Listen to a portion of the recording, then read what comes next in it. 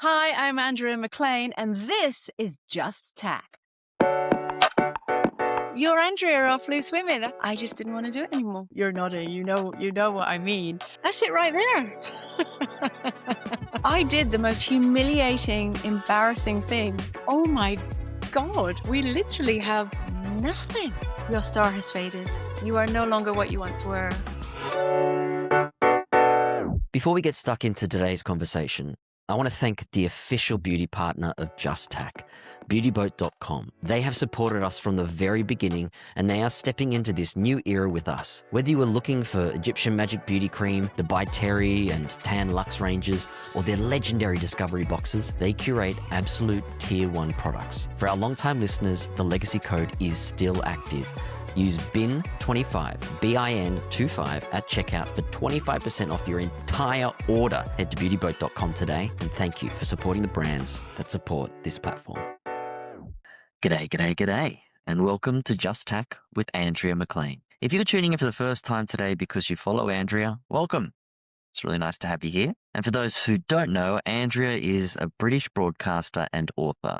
She was the anchor of the massive daytime show Loose Women for over a decade and actually worked very closely with our very own producer, Peeping Tom, back when he was the deputy editor. Andrea recently released a book titled Shameless, Finding Freedom and Resilience Through Failure. In it, she chronicles walking away from a stable, long-term television contract to pursue a dream that ultimately failed and left her family in ruins. She exposes the financial collapse, the loss of professional identity, and the isolation of entrepreneurial failure in a way you rarely hear from someone with her public profile. The rawness of this book is exactly why I wanted her on the pod. One of the goals of this show is to break down the illusion that a career on screen means a life of constant success and excess. I want to bring the actual reality of this industry to the forefront and let you all hear what it's like to be on our side of the screen. And Andrea brings all of that and more. Now, if you want to see the full uncut video interview, head over to our Patreon via the link in the description or the show notes. All right, let's get into it. I'm Just Tack, and this is Andrea McLean. I think just to start it off, we don't know each other. And you're the first person on the show who I've never had a conversation with, which is really exciting for me. And you're also the first British person. Wow. Do you know, and you're the first Australian person that I've ever done a podcast with. And obviously, because of the wonders of the internet and all this kind of thing, I've been watching your show, I've been looking at it on YouTube and listening to your podcast. So I'm really, really looking forward to it. I think it's going to be so interesting just hearing two sides of the coin, literally from the other side of the world. This is going to be great. Yeah, and you're in Spain too, which makes it even a bit more spicy, which isn't meant to be some weird pun, but that's the word that came out. How long have you been in Spain? I have been in Spain for about 10 months now, and I moved here in the summer of last year, our summer, because it was hopefully the end. I'm hoping it's the end of a long, tumultuous experience that I had, which I'm sure we'll unpack and get into. But I moved here because of my health, my well-being, and it just seemed like the right time to make a big change in my life. Before we get in the book, because I did get a chance to read it, and I know I'm not your target market, but I did really enjoy it, and it definitely sparked a whole bunch of things for me, which we will get into. But what I want to know about first is, what was life like for you growing up? Oh, so my life growing up was very different to the average British person growing up, as in, I'm Scottish. My parents are Scottish, but I grew up in Trinidad and Tobago in the Caribbean. Oh, wow. Yeah. So my mum and dad met and married young, and my dad left school with no qualifications, and he became an apprentice engineer, and he was working for a company that made basically parts for sugar refineries. And he was given the opportunity to go and put some of this machinery into a sugar refinery. And him and mum left at age 20 and 21, left Glasgow, and arrived in the Caribbean in 1966 and thought, oh my goodness, this is very different from Glasgow. Why would we ever go back? So basically, other than 2 years out in the middle, where my then sister and my sister was born out in Trinidad, Um, we lived in the Philippines for a year and moved around a little bit, but basically my childhood was growing up in sunshine in the Caribbean. So why did you go back to England? You were like, oh, island paradise, just not for me, really. No, so when I was just turning 15 and my sister was, I guess she was about 11. I think my dad had reached a point in his career where he was probably going to move on and do something else. My dad actually changed jobs roughly every 4 years or so. So even in the Caribbean, we moved about a bit. I think I added up, I think it's 9 different schools in 4 different countries by the time I was 17. Um, and when I was 15, they decided to move back to the UK so that I could finish my education there. So my sister and I could finish our education there. And that was tough because we moved Yeah, back that to would the be a UK. huge transition. It was because 'cause we'd always talked of the UK as home, and Right. it was where we went home on leave. In the summer holidays, we were flying back to the UK. Everyone else is flying out to the Caribbean. We're flying back to the UK. And then, I went to school in the UK, and I did not fit in at all. I Mm. was this strange girl who I was white, but I had a black girl's voice as far as anyone else was concerned because my accent was from the Caribbean. I had a very West Indian attitude to life, as in I was deeply respectful to grown-ups and teachers. I was this crazy girl who stood up every time a teacher came in the classroom because that's how we were taught to be. I listened. Meanwhile, there's chairs flying overhead and kids smoking in the back of the class. And I was like, where have we landed? Where is this place? So I went from you know, I was a convent girl in Trinidad and Tobago, and then I arrived in a comprehensive school in the Midlands that was very, very different. So yeah, that took a bit of adjusting. How many years did it take for you to start to feel like the UK was home? A long time, if I'm honest, because we moved again 2 years later, but just to a different part of the UK. And Mm. we moved, I don't know what the Australian equivalent is, but we moved halfway through my A levels. So that's Year 12, yeah. I was just turning HSC, yeah. 18. Yeah. And we moved to a different school. Uh, we moved at the wrong time. We always moved at the wrong time, if you know what I mean. So I Mm. was always joining a class at the time when everyone else had already made their friends. So for me, that final school, I just thought, I'm kind of done. I want to do my own thing now and move when I want to move. You said that you were interested in writing and journalism. Where did that come from? Creative writing at school, from when I was at primary school. I've always been a very creative person. I love drama. Not drama as in kicking off with your friends, as in standing on a stage pretending to be someone else. I've never liked the other kind of drama. So I did acting all through school. I was in the public speaking team and this sort of thing. But I loved writing. I've always been really interested in other people and their stories and this kind of thing. And from primary school, I used to make up little bedtime stories for my sister and read them to her.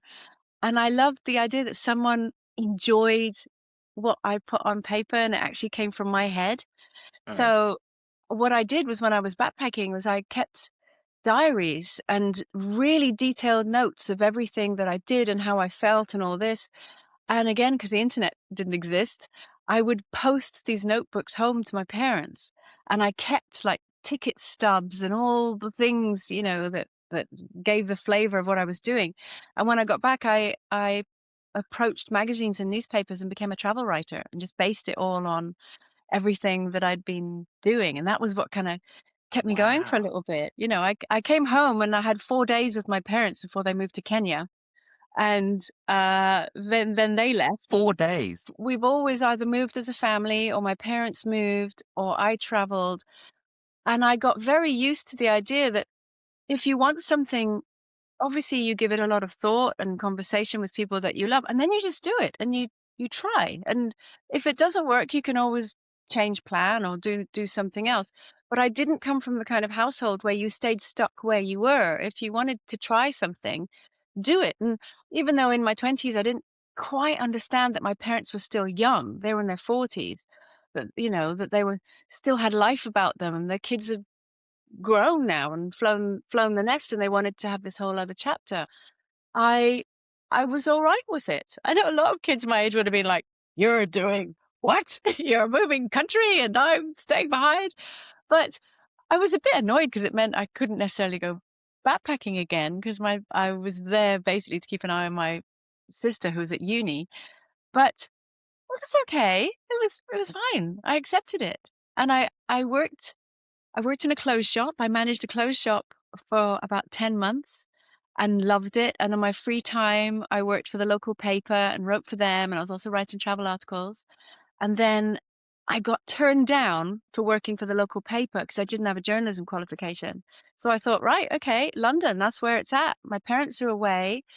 They'd given me a year's lease on a little house that I shared with a girlfriend, and they were like, when that's up, you're on your own." It was coming up, so I applied to go to journalism school in London, and I packed my stuff into the back of my old mum's car, my mum's old car, and moved to London. I knew no one. Actually, that's not a lot. I knew one person. I slept on her floor until I got a bed sit, got the journalism qualification, and then just started working for free for anyone that would take me until I got a job as a journalist. So how long was it then from you finishing the journalist degree to then, because it kind of was, you became like a weather person, right? And that was that the first like a big change in your career to like leveling up, so to speak? I didn't do a journalism degree. I got a qualification in it, but it wasn't a degree. So it was like 4 months or something. So it wasn't that long. And then I was working for a features agency in North London, which was brilliant. And I really enjoyed it because it meant because it was an agency, I didn't have to write about one thing. I got to write about loads of things. So I'd be interviewing politicians, and then I'd be sent, and this is hilarious circle of life thing. I'd be sent to ITV to interview soap stars and TV stars about series coming out. So I was in and out of that building before I even knew I would end up in that building and people would be coming to interview me. It was very strange. And then I got promoted, and I got promoted to production editor, which means then you're just in charge of everybody getting their copy in and out the door on time. And I hated it because I wasn't doing any writing. So I started applying for basically any job going, and I accidentally applied to be a weather presenter. And this woman rang me up and she said, "You haven't sent a show reel. We had to send a photo," which wasn't that unusual. Sometimes with CVs, you have to attach a photo. She said, "You haven't sent a show reel." I said, "What's a show reel?" And she said, "This is to be a weather presenter. We need to see if, what your experience is." And I was like, "I have no experience of being a weather presenter." Okay. And she went, "All right, well, this is the date and time and everything else." And two things. I thought, that's really funny. But also, I thought, how interesting. What's it like to audition to be a weather presenter? And because I am the kind of person I am, I took it seriously. I didn't just kind of pitch up, like fag in hand going, "Well, this is going to be a laugh. Look at all you guys trying to be weather girls." I thought, no, I'm going to be respectful and I will try my best. And I was the one who got the job. It was me. And you might relate to this. I don't know. But even when I then went on and, became a very established TV presenter, and every time I've ever auditioned for a job, and you do have to, I know acting and TV presenting is different, but you still have to audition. Every time I've auditioned for a job that I've really wanted, I've never got it. Not once. I have never got it. The jobs that I felt pretty chilled about, and I have a really good energy about me because I'm like, yeah, this will be fun, and I'll do it just for the experience. Oh yeah, I've totally got those jobs. And they flew me to America. I was trained in America. I loved it. I just loved the whole kind of camaraderie of being it's a set essentially, and you're all pulling together to make this amazing thing happen. And I think it was a mixture of everything that I loved from school, being in plays and putting things together, the teamwork side of it, where it's not just you're the one people can see, but it's about the crew, it's about the production team, it's about lighting, it's about all of these things. And I did that for about a year until I got made redundant, which was a shock. And then coincidentally, Breakfast TV was looking for a new weather presenter, and I applied for that job and I got it. And I discovered when I arrived for the interview, when the editor and his secretary stood and looked at me like this, "She really does, doesn't she?" she really does. And I'm sitting thinking, she really does what? What? Uh, I'm here, guys. This isn't a picture. What? And, I mean, again, you will laugh. It was very typical telly. So I'm sitting on the sofa kind of looking up. And I found out I was only invited in because his PA had opened his mail and I had sent my resume and my little card that you autograph and this kind of thing. They hadn't asked for a show reel, just sent my card. And apparently I looked very like his girlfriend. So they'd called me in literally to see if I looked as much like her in real life, just for a joke, because it was Just for, funny, yeah. God. just for the lols. So basically, they called me in and said, "Can you come in until we get someone we really want?" Oh. So I was like, "A job is a job, okay." Yeah. So, and I was really I scared. mean, at least they were honest. I mean, they were, they were like, the job's yours. And then like a month later, we found somebody else. Yeah. I don't know what's worse in that situation, but yeah. Well, I thought a job's a job, and again, I went in with the attitude, I'm going to give it my best and try and all this. I was really scared because obviously it's so much bigger than anything I've done before. But I did it, and then a month went by, and another month, and another month. And then I went in to see the same editor, and I said, "Look, obviously I've been here for a little while now. I just need to know: do I keep applying for other work, or have I got this job? Because it's freelance. All Yeah. jobs in TV are freelance." And he looked at me and he went, "Well, every housewife sitting at home in her dressing gown thinks she can do a better job than you. You're very non-threatening looking. So yeah, I guess you can stay." I worked on breakfast television in the end for 11 years. And it was where I cut my teeth on just learning how to get the best out of people. Obviously learning the skill of, oh my God, thousands upon thousands of live broadcasts. But then I was also given the chance to sit on the hallowed sofa where Mm. you sit next to the main anchor and you host the show. And now it's, instead of one or two cameras, it's now seven. And I felt when I worked, I then left Breakfast TV and I worked on Loose Women, which was uh, a it's a juggernaut of a show. It's this huge daytime TV chat show in the UK. I was offered initially maternity cover, and then Mm. I went on to, at the time, become the longest serving anchor of the show, and I worked there for 13 years in the end. So I was the host, and there's three panelists. I never saw my job was important in that I was driving the bus. So I needed to get us to our destination safely, on time. I needed to hit all our markers, which for us, because it was a commercial channel, we needed to make sure I hit all the ad breaks on time. But it didn't mean I was the most important cog in the machine. I was just the one that this is my job, that, I needed to drive the bus, if you like. For me, the things that I'm not a combative person. I'm quiet but strong, if you like. I'm always very happy to sit back and not let my opinions be heard, because if the opinions of the panelists were broad and wide and strong and punchy and all of those things, to me, I saw myself as a conductor. And this is like an orchestra. So it's really important that every instrument gets heard. So for me, my job was to really listen to what the women were saying. And if I could see in the corner of my eye someone's dying to jump in, it's a case of, right, okay, slowing that one down, bringing that one up. Okay, that one hasn't said anything for a little while. Let's draw them out. It's not about, ta-da, here I am, look at me. It's not. It's about making this music beautiful. And I always had this thing in me that camera one was my camera. It was the one that is different to acting, as in you're allowed to look down the camera. Yep. And for me, I always visualized there was the anchor, there's three panelists, and for me there was always another seat. And the seat was the woman sitting at home, and I could see her really clearly. And for me, it was like, if I'm getting all the points, how did I make sure the woman at home understood this was for her? So my job, I always felt, was to wrap it all up and then look down the camera, and I'm talking to her. I'm talking to you at home, and make sure that she felt seen and heard.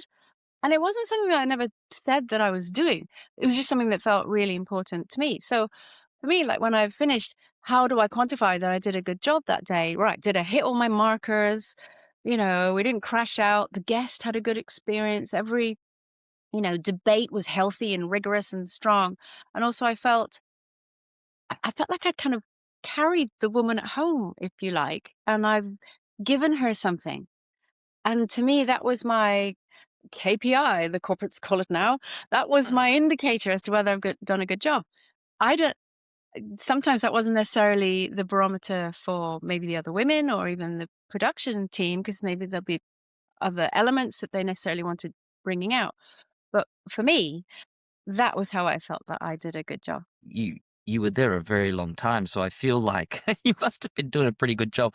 And from my perspective, like I'm a presenter on Play School, well, the Australian Play School, and Yeah. what we're told or how the camera is described to us is that it's the 5-year-old quietly sitting at the back of the room.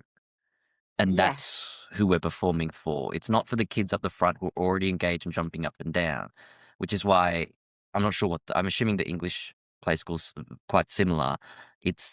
None of the dancing's all that sophisticated. The singing's meant to be quite plain, um, and it's just us kind of having fun, so that that Yeah. kid feels invited into that fun, and none of it feels difficult. They don't sit there going, "Oh no, that's like, I don't think I can do that." It's like, "Oh, cool, that's fun. I'll do that." And in Yeah. Australia, at least, everyone you meet and you say that you're on Play School, everyone smiles because that's the feeling they get. And I felt like a kindred kind of notion with what you were saying of Yeah. that woman sitting on the sofa at home wanting to be represented in that conversation that was the debate or whatever was happening on their Yes. screen. And I think if that's your goal, if that's the marker for you of whether you're performing well, I think that should be the point. And I think in our industry it can often be forgotten that we serve them. So let's get to really the start of the book in a way, which the trigger for the tumultuous journey you've been on is stepping away from loose women. The moving away was to put yourself full time into this new venture you were doing, which was the app, and which was combined with the online blog you had created. How much was it you were stepping away from loose women versus where you were stepping towards this new venture? Yeah, again, that's a really good question because it was a mixture of both, if I'm really honest. The business that I'd been working on had already been going for a few years, but I've been doing it sort of on the side. It started as a just a free online blog, and then the journalism side of things really took hold and really enjoyed creating a bit like an online magazine space. And I was getting experts and other journalists and what have you to write for it. Um, and then I was being approached by lots of brands to ask to put banners and advertising and pop-ups and Mm, things for it. And I thought, I don't want it to be just another one of these, just this woman off the telly doing this thing, trying to sell you stuff. That's not who I am. But it needs to generate income because I'm mm, funding it myself. All I've ever wanted to do is to use my platform as a force for good. When I was on TV, I wanted to, do the same. Now in this way, I'm getting lots and lots of hits and clicks, if you like, from all around the world. And funny enough, Australia was one of the places, which was really interesting because nobody knew who I was. They just really liked my content that I was, yeah. putting out to the world. And I thought, why don't I create a platform where people are coming because of me, but they're discovering other things.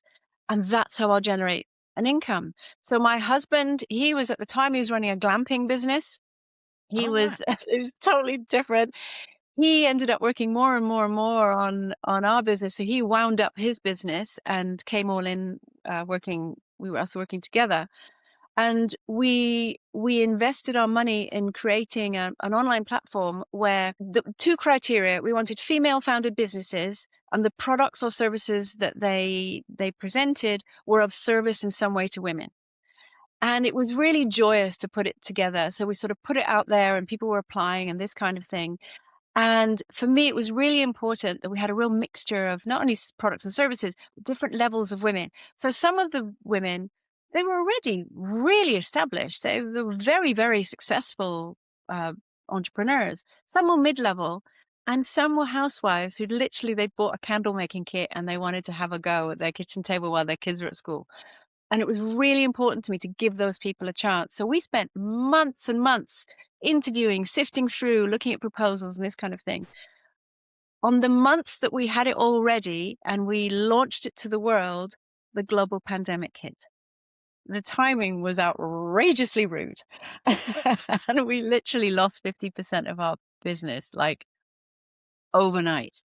So then we had to start thinking about how do we pivot? Because I love being of service. I knew I was, doing some good. The messages that we were getting during this time was obviously there was a lot about anxiety. People were losing their jobs. People were now working from home. So I thought, how can I then provide a service to these women, but still generate an income so that I can, keep doing it? So we decided to form a private membership. I retrained, and my husband and I retrained as life coaches whilst I'm still working on television. I just published my third book at that point, and we're running this business. We trained as coaches just to make sure, right, everything we're putting out, is this good? Is this right? It's all very well just thinking, I think I'm quite smart and I can advise people. So we did this, and we decided to put it all together into one place, into an app. My thinking was, people are doom scrolling. Why not doom scroll? Well, why not scroll rather? Because we have that habit. You go into a coffee shop, you give your order, and you pull your phone out and you start scrolling. Why not provide something that while you're scrolling, it can be a minute long, it can be just a picture, it can be a workshop, it can be a seminar, it can be an interview. I had a private podcast within the app. It wasn't out in the world, where I interviewed amazing people, amazing celebrities and also experts as well. Scroll purposefully just so that it will at least fill your cup. That was Yeah. the goal. Everything was kind of building, building, building. I knew I had another contract coming up for Loose Women. By that point, I was in a really, really strong position, in a really good place. I knew that we always do this, don't we? The people upstairs. I knew I was well regarded and this kind of thing, and I was seen as a very safe pair of hands. I just didn't want to do it anymore.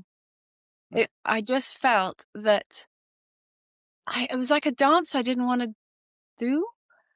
And I just felt that I loved presenting. I loved the actual job. Oh my God, it's a brilliant job. I loved the team. I loved the whole camaraderie. I loved coming in every day and saying hi to everybody and all this. But I just felt like I didn't want to do that anymore. And also, we had just gone into our second lockdown. We were coming in, you had to have your temperature taken at the door. You're wearing a double masked. You're getting ready in isolation in a room that's been sanitized. Then you're walking on set, and they'd moved the set into the middle of um, one of the bigger studios where normally there's a really popular chat show called Graham Norton, and his studio. So it's massive. It would normally fit like hundreds of audience members and all this. It's like this little desk in the middle with lights on it. And in the darkness was like a handful of crew you couldn't see because they're having to stay away and all of this. And I just thought, if this is Armageddon and we're all going to die, I want to die doing something I love and really, really feel that I can make a difference in this world. I didn't want to sign the contract. I've been here for 13 years now. I think I've done all I can do. There's a certain amount of time, and again, you'll understand this if you've been on such an incredible show like Neighbours, which is such an institution. It does so much good because of the stories that it tells and the things that it highlights, particularly with your storyline. It's a really powerful one. And you're doing good. Then it becomes cyclical, whatever the word is, Cyclical? where you're like, okay, here we are again. We've kind of done this one. Now this is happening again. And I'd been there through many sort of cycles, Yeah. if you like. And I think I've done all I can do. And it just felt right. It just felt like the right time. Yeah, I mean, I had a similar journey, I guess, with Neighbours too, in because it was before the technically second but first cancellation, first of the modern era, let's say. Um, I had said to producers before it had been announced that it was going to be rested that this would be my last contract, and then the ending of whether the show was going to stop or not was sort of up in the air. And so they said, well, depending on where the show, how the show ends, it still depend on how you end. And then when it came back, they pitched the storyline of my death, and it was a really strong storyline. And so I came back to finish it, but I was in a position where I was like, I had struggled for many years going, do I stay on? Do I leave? Because, you know, if you stay on a show like this for too long, then you get so you represent that show so much that then that's Yeah. what you become, and it's hard for people to see past that. But then you also don't want to throw look the gift horse in the mouth kind of thing too, because opportunities are few and far between. This is Yeah. one where you're working all year round, and you're getting paid for it, which is huge. You know, you're in the top Yeah. 0.1% of actors in the world, really. And ultimately, the stories that my character could tell, the important ones, had been told. You're part of something that's bigger than you are, because Neighbours it's huge. It's an institution, but you are playing an important role in it. And the same with Loose Women. Mm. It's huge. It's an institution, but I'm playing an important role in it. So, you know, I've had people say to me, "You know, do you regret it?" No, I don't regret it, because you can only make a decision based on what's in front of you at that moment, at that time. I still don't regret it, even with everything that happened afterwards, and, you know, and everything that I wrote in the book, which is, you know, I did the most humiliating, embarrassing thing that someone from an elevated position can do, which is to announce on live television, "I'm quitting my job, this amazing job that people are battering the door down to get in. I am quitting this job on a high because I want to see if I can fall or if I fly." And I fell and I landed on my face, and it didn't work. From leaving the show, how long did the fall take? Like, did you at least get a little bit of like, oh, this is going well, or was it just like, oh, right off the edge? No, it was 3 years. So it Right. was 3 Okay. years, and it did do well, and we had a beautiful community, and we were providing amazing stuff for them, and we were literally changing lives. Mm. I loved what I was doing so much, and I was feeding into the presenting side of my soul, if you like, through the podcast side of things that I was doing, the masterclasses that I was putting together. I was really enjoying the psychology side, the human behavior side, and the research and this kind of thing. I was doing Zooms to hundreds of women once a month, and I could see them all. And I really enjoyed that, because rather than, you know, all these decades of live television where I'm looking down the camera one to the lady Yeah. at At home, an now imaginary lady. Yeah. and I can see them, and I can see all their faces and this kind of thing. So actually, that part of me was being fed. Um, in terms of, you know, the fall, when it came, it happened slowly, slowly, and then all at once. Mm. And it it was a mixture of things. We'd remortgaged my home, and it was my home because it was the house I bought when I got divorced. My husband now, he had moved into the house that I was living in. Um, we'd remortgaged that to fund like the startup, the product side that I mentioned, and then clearly we're now busy trying to build everything else. That's the moment in the book where I describe when a bailiff arrives at the door, and it's like, Yeah. oh my god, oh my god, okay. Right, we have a solution. This is horrific, but actually it's not. We have a solution. I will sell my home. There was momentary heartbreak, as in this was the first house I'd ever owned on my own. My children were happy there. I was happy there. I had put a lot of love into that garden. I had grown roses around my door, which takes many years. Any gardeners watching or listening will know I had put a lot of love into that. However, aren't I lucky I have a home to sell? This is okay. We can move forward. I can grow more roses. I can have another home. So we moved, and we stayed local so that my youngest was finishing school, um, and started again. Part of your sort of failing in that time, was that because of the previous successes where your gumption had led you just to take a chance, take a risk, and they kind of worked out in big ways? Was part of your failing that belief that you had built over real world circumstances been that no, it'll click into gear, it'll change direction and it'll come good because it always No. has? 100%. If you're looking at data, there's the data. If you're looking at evidence, I have evidence that I've, made bold decisions. And yeah, there's bumps along the way, but it comes good. But also, I didn't do it on my own. I had business advisors. We joined business networks, business communities. We had a team of around 12 freelancers that were working with us, and every one of them was an expert in their field, whether it's marketing, sales, tech, this kind of thing. So I wasn't just sitting at home, you know, hoping Hoping. this thing would work. We had put a team together who I'm very, very, very aware of where the gaps are in my knowledge. I know what I'm really good at. That's what I did. But we had other people around us who were doing the bits that they were good at. But mm, the bit that I hadn't factored in was, yes, I was new. You It will swallow a lot of money in the beginning because we're building, building, building, building. I understood all of that.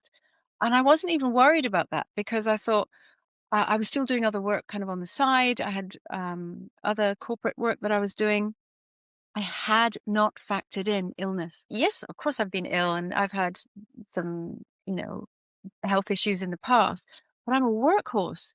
I get up and I go and I will keep going and going. I'm like a blooming zombie in Walking Dead. I will keep going with limbs missing. I will keep going. If I'm dragging myself along the floor, making funny noises, I will literally keep going. And so I had not factored in. Yeah, but what would happen if you can't work? Why Mhm. would I not work? I always work. And I got COVID once, then I got it twice. And then the final time I got COVID, it was like I got kicked in the head. I couldn't work. And the stress of that, of knowing that everything was bottlenecking, people paid to see me. Also, although Nick and I were working together, we had decided somebody needs to make the final decision because otherwise you're constantly going to be going, well, I think this and I think that. There needs to be someone who has final vote, and final vote was me. And everything was just kind of backlogging without me, and we were running out of runway. And I struggled on for about 3 months, and then it just became clear I can't work. I need to just stop all of this and get well.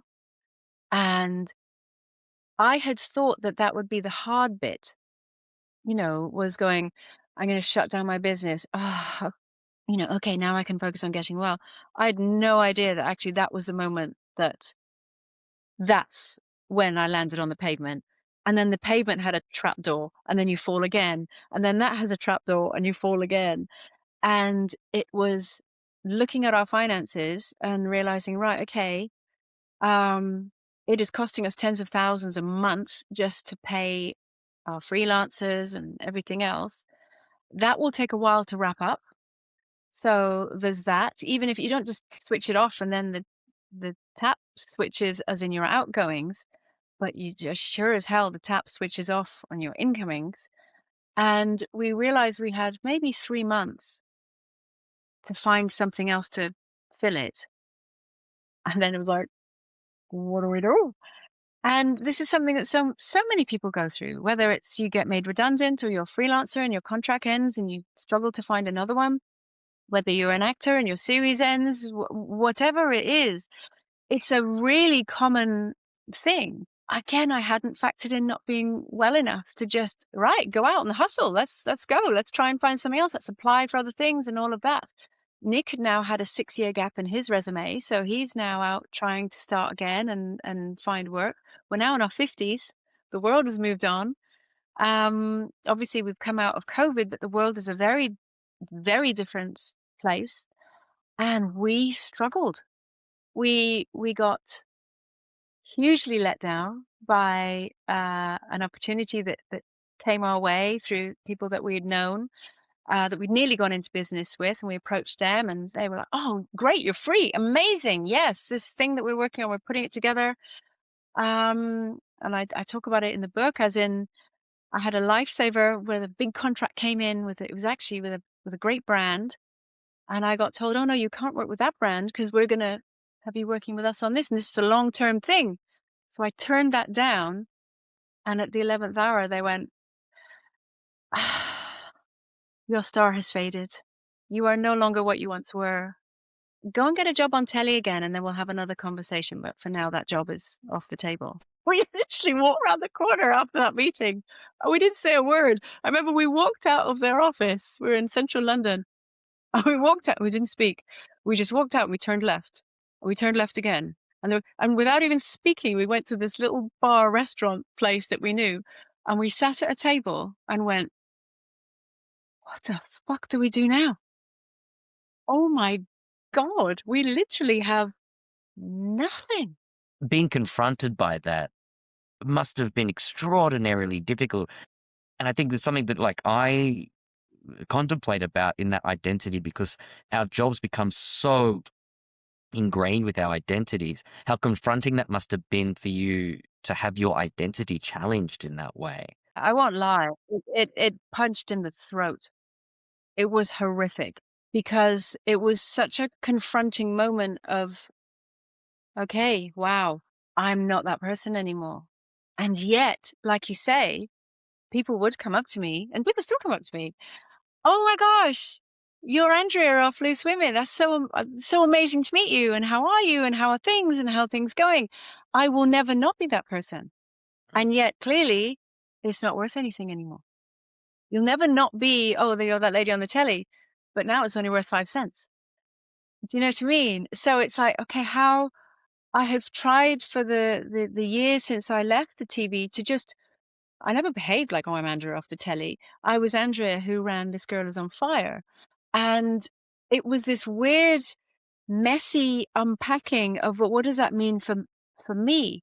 And to be honest, that was why I included it in the book, because it was such a pivotal moment, because I thought, I feel so ashamed. I'm so embarrassed. I'm so humiliated because I'm seen as this shiny thing, but I'm not this shiny thing. Actually, everything has gone horrifically wrong. And I think it was one of the key reasons why I decided to write the book, and why I wanted to call it Shameless, because there's so much shame in, yeah, who am I if I'm not this person who was on the telly and had this amazing job? I'm not that, and yet I still am. I'm still recognized as that. But we've lost everything. So for me, I just thought, I do not want to hide anymore. I have nothing to be ashamed of. I tried something and it didn't work. And actually, I will never know if I didn't get ill. Would it have worked if it wasn't in COVID, and maybe I'd stayed at loose and done it, you know, side by side? Would it work? I will never know. So there's no point even mulling over in the depths of night those questions, because this is where I am right now. Um, so for me, it was, I just want to shine a light on the monster under the bed and see it for what it is, and what it is I am still me. I'm still Andrea. I just had this experience, and actually, it's a universal experience. I may be experiencing it as a person who worked in the TV, but actually, there are people who are experiencing it who do all kinds of things. And because of the other books that I'd written and the work that I'd done with my community, actually doing the research into unpacking what is shame? Why am I even feeling this feeling of shame? What's it about? Why are we even given it? Surely the human psyche is an incredible thing, and nature is an incredible thing, but why give us this monster that lives inside of us? I'm actually kind of grateful that I was told that, because it gave me a fire in my belly to think, nah, no, that's not who I am. And fuck it, I'm gonna write this book. And if if people don't get it, that will be the saddest part. Thankfully, the response has been amazing. the headlines in the UK at least were centered around a time when I applied to work in Starbucks. So I even called one of the chapters, "You cannot work in Starbucks," and it gets really useful for you're nodding, you know what I mean, as in if you've been in a long running series or you're well known, and then you're saying to someone, "Flat white, how do you take your coffee?" People really struggle with that. So, aren't you that person from that show? And now you're serving me coffee. Wow, how the mighty have fallen. Well, I think it's even beyond that too. It's you're breaking the illusion for them that they think that if you're on TV and that you've reached what they believe is success, that Yes. then they can see you here. It's like it breaks like what they believe about the world, because people think that you've got to be special to be there, and you can't. Once you're there, you are there. Once you succeed, you're successful. And so to Yeah. see you in front of them, you're serving them, it's confronting. And Yeah. while I think the shame I did, and I think it's brilliant that you attached all of the things that you talk about to shame and how that affects all of these things. Because if someone was a CEO of a big company and then a similar thing happens, they took a risk and it all falls apart and they end up in Starbucks, they experience a similar shame. It's just different for us because we have people feeling shame for us and pitying us in that moment too. And that's an extra element that we then have to deal with.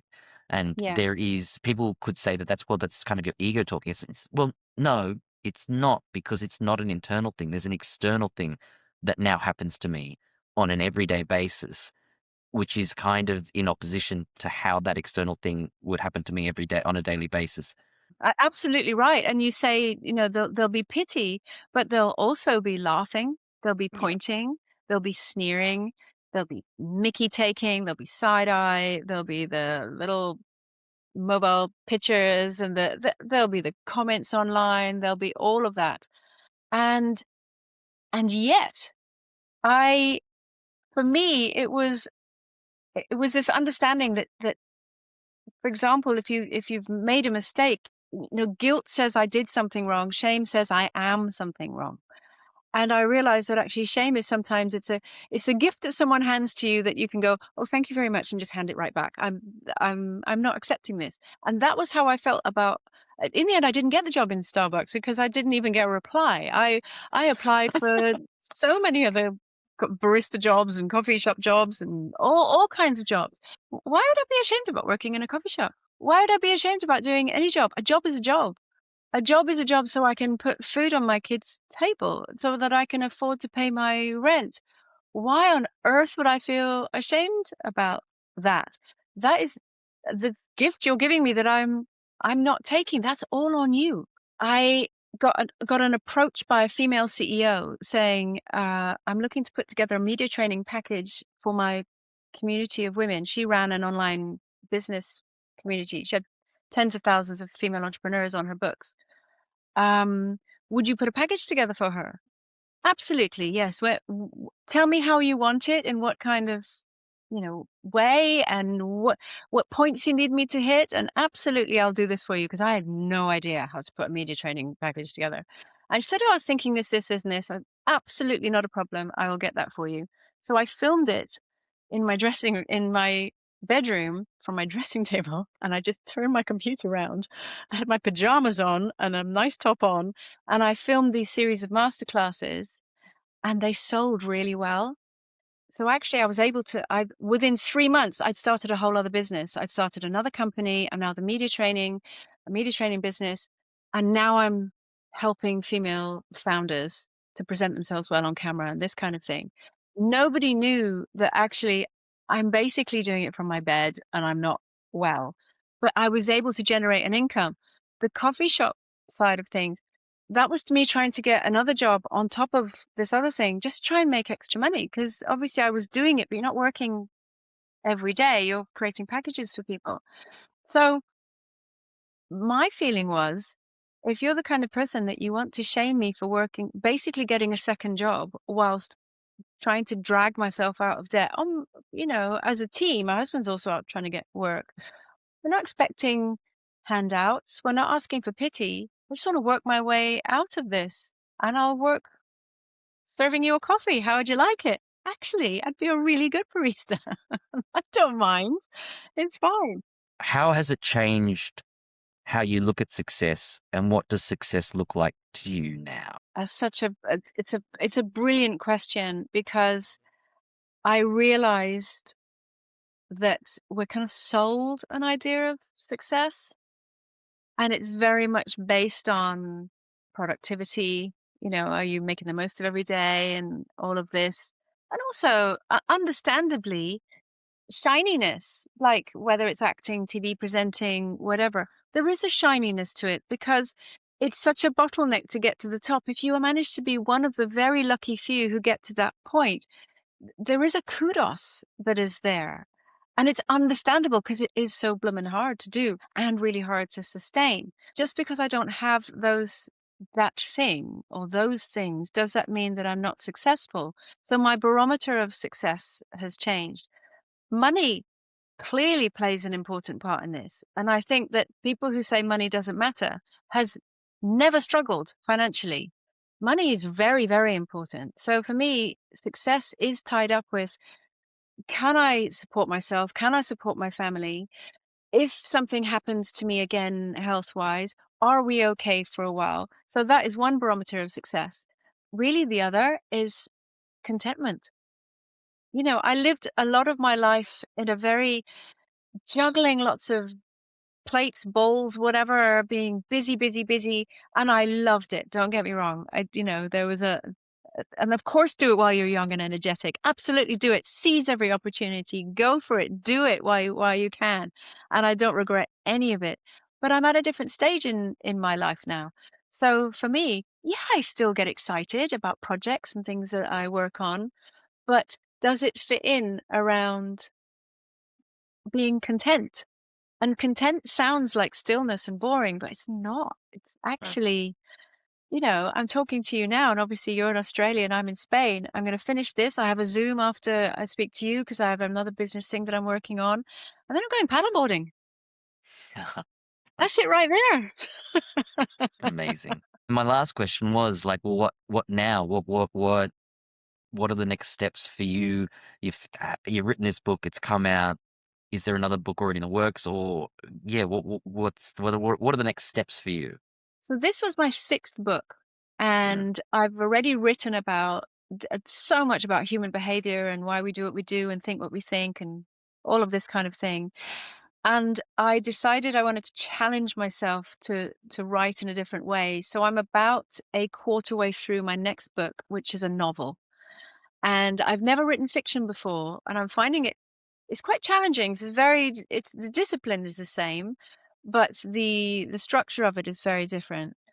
And you'll laugh at this. I sent the first it's in four parts. I sent the first part to I have a literary agent, and I sent it to her, and I didn't put it in a folder. I put all the chapters just at the bottom of the email like this. Mm. And she opened the wrong one first Oh and no. went, "Oh my God, I love how you started it with that really grisly murder. That was amazing. Oh, that doesn't come until much later." And she made me she made me rethink, and I've changed it all around. Do you know what I Mm. am loving? I'm writing a really grisly, like, murder book. And I've Wow. never written anything like this before, but it's very pacey, it's very fast, there's a lot going on, and I'm enjoying it. So I'm doing that on the side. I'm still doing a lot of public speaking and this kind of thing. And then as a side note, I'm filming a pilot next week for a project that I've been working on quietly, very quietly, but I can tell you because you're in Australia. um, where I have big dreams for putting together all the skills that I have in a really punchy way on YouTube. Oh, And I'm amazing. hoping that that will be launched in September, but we're filming a pilot. It's been amazing talking to you, and you've probably felt like you've just not stopped talked, but that's because it's just been super interesting. So you you made it easy for me. I know I've been your first British podcast guest, but I suppose I've also been the most talkative because I'm looking at the time and wow.